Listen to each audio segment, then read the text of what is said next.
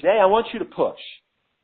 I want you to be able to emerge from next week ready, absolutely ready to go to the next level. I want you to emerge from next week absolutely ready to go to the next level. To me, this is that important. I want you to just be able to push through, all the way through. And for those of you that have the guts to talk to me today, that you have the guts to tell me what you believe your challenge is, this could change your life. Mark, you're live. Tell me what's going on.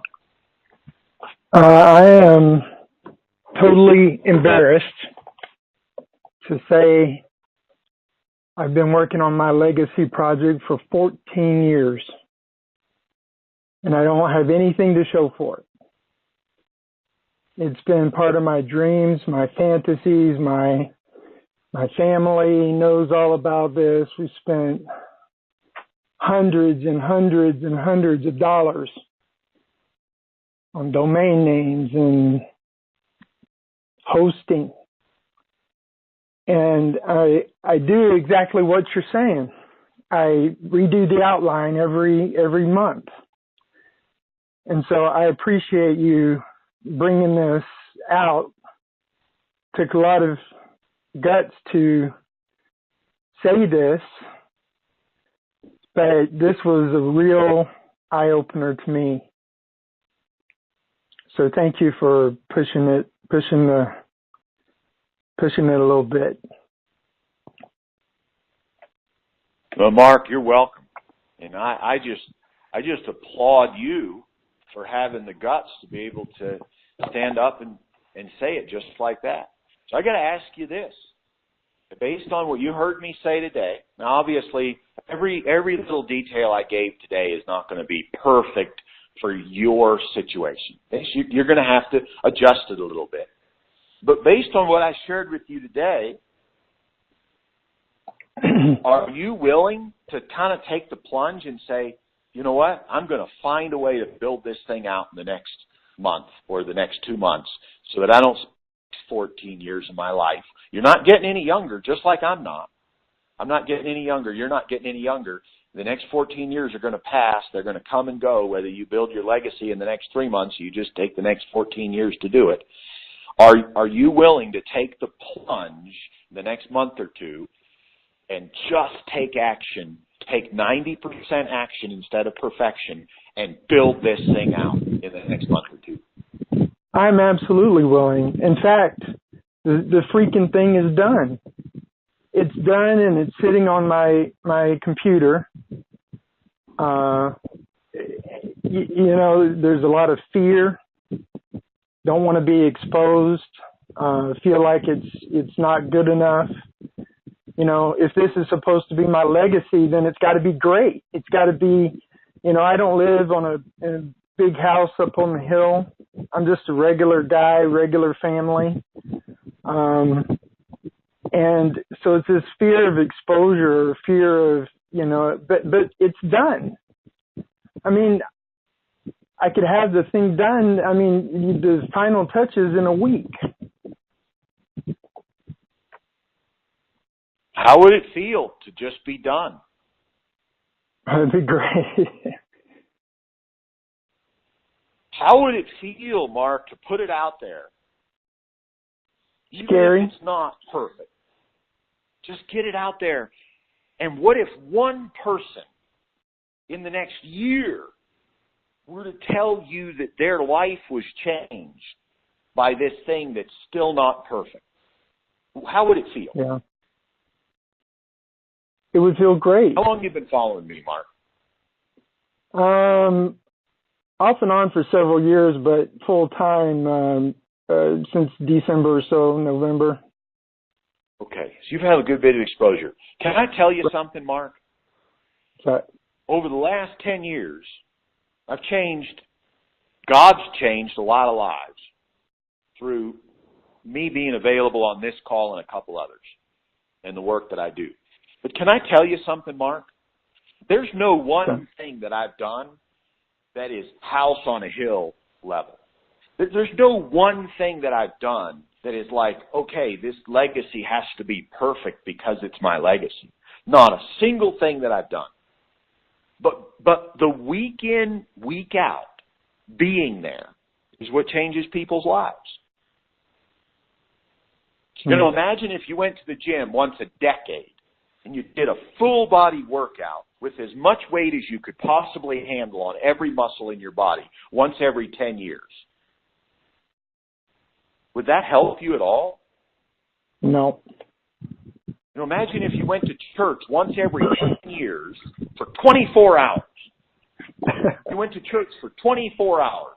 You praised for 8 hours. You prayed for 8 hours, and you listened to some boring preacher for 8 hours. Would that change your life at all? Not really. Probably not. But it's day. Imagine.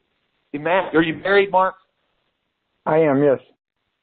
Okay. Imagine if you spent 1 week of the year with your wife, and you guys did anything you wanted for the whole week. It was an amazing week, but you had 51 weeks that you couldn't even speak to each other. Would that be much of a marriage? Yeah, no good, yeah. No good. Here's the thing. Your legacy is the same way. Your legacy is built 1 week at a time. The work that you've done is not your legacy. The work that you've done is the vehicle through which you can build your legacy one person at a time. You put that work out there and you're aggressive about it, and you start doing a weekly podcast and talking about it, and you start getting some notoriety, and people start asking to interview you, and you start doing a Facebook post, or you start doing a YouTube engagement, or you start getting that blog out there, and you start meeting people, and you start getting this legacy material into their hands, and they start doing Q&A with just like I'm doing with you, and you get to talk to one real live blood-pumping human every single week. And you get to do an interview every week, and you get to do a podcast every week. That's where you build your legacy. And in 10 years from now, you'll have a legacy of hundreds of people whose lives are being changed. The truth of the matter is, Mark, and you know this, but today's my day to push, all right? If that legacy product, if that legacy, I don't know anything about it, and I don't need to, but if it stays on your hard drive the next 10 years, how many lives are going to get changed? None. None. But if you put it out there, even if you don't make a penny, and again, I don't know how it's structured. We don't have time today to go into all that because it's actually not relevant. What's relevant is you taking action to get over, to just put it out there, to start doing a weekly podcast, to have one domain name, not 300, to have one domain name where people can come to, where they can get your weekly podcast, where they can get your weekly post, where they can do a weekly call, where you can talk to one person a week, where you've got the time in your life, Mark. And tell me this, you've got the time in your life where you could give away one free one-on-one consult per week with no strings attached. Am I correct in saying that? Yeah, I would love that. What if you were to do a contest every single week on your Facebook or YouTube or your website or whatever it may take you a few months to build up? But what if as you're building a community, you did a contest and every week you did a sweepstakes where everybody that wanted to have a one-on-one with you, they can't buy their way in. They can't offer you $2,000. You won't take payment for it. You do a contest every week where everybody has to submit maybe an application or do a blog post that tells you why they're desperate to talk with you. And every week you choose the one person that you think you can help the most. And you were to do one free one-on-one consult every week for the next year and change 50 lives. Would you be building your legacy? Absolutely. Would you end up with a few people inviting you to interview you, perhaps? Would you end up having a few people tell people about you and end up maybe having some paid clients from it? You know, would you begin to get exposed just by being available 1 hour a week for a charity call that changed people's lives? Huh. Here's the thing, Mark. I want to encourage you. You've already created, like you said, you only need a week to finish it up. I just want to encourage you, take that week, finish it up. Sell every domain name you have except for one. Get a podcast going. And in literally 2 or 3 hours a week between a podcast and a blog, telling everybody you know, and then do this contest for a free one-on-one consult every single week. You could have a burgeoning legacy-building business in the next 6 months. What do you think? That sounds great. I think the one last thing, I think the one thing that prompted me to speak up is I'm 53. I don't have many decades left, and I've already wasted 1.5. Today, maybe this is my time to shine, and I can get up and get this done the next week or so. Mm-hmm. You can. I'd love to hear from you. You're welcome, all right. Mark. I'd love for you to come back in the next couple of weeks and give us a progress report. That's what I'd love to do.